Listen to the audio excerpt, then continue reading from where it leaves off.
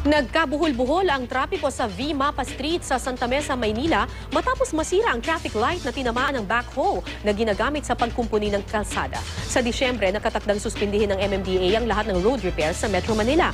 Makatulong naman kaya ito sa daloy ng trapiko ngayong holiday season? Alamin yan sa News to Go. Livon Aquino.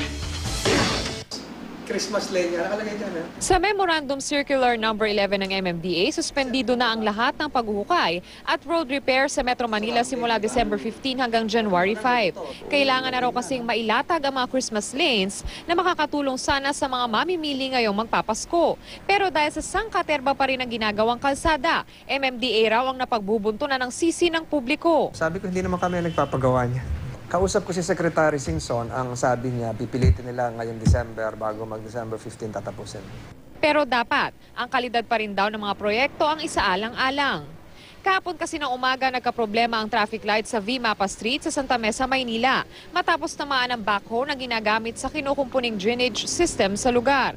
Kaya dobleng kalbaryo ang inabot ng mga motorista. Hanggang kagabi hindi pa rin gumagana ang traffic light. Kaya naman ang mga trabahador na rin ang nagmamando sa pag-aayos ng trapiko, lalo pat isang lane lamang ng kalsada ang nadadaanan ng mga sasakyan. Sabing traffic. Ang malaki na bala sa amin, oras yung binibilang namin rito pag mabiyahe kami. Isang ikot kasi naabot mga 2 oras, 3, higit.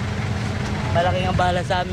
Alas 11 na ng gabi, masikip din ang daloy ng trapiko sa Quintin Paredes Road sa Binondo patungong Divisoria. Kinukumpuni rin kasi ang kalsada sa bahagi ng San Vicente Street kaya isang lane lang ang bukas sa mga motorista. Kulang na kami sa ikot. Yung dapat na ikot namin 2, pansobra, wala na nangyayari. Matinding trapiko rin ang idinudulot ng ginagawang drainage system sa Maisilo Circle sa Mandaluyong City. Sa Marso ng susunod na taon pa raw ito nakatakdang matapos. Von Aquino, GMA News.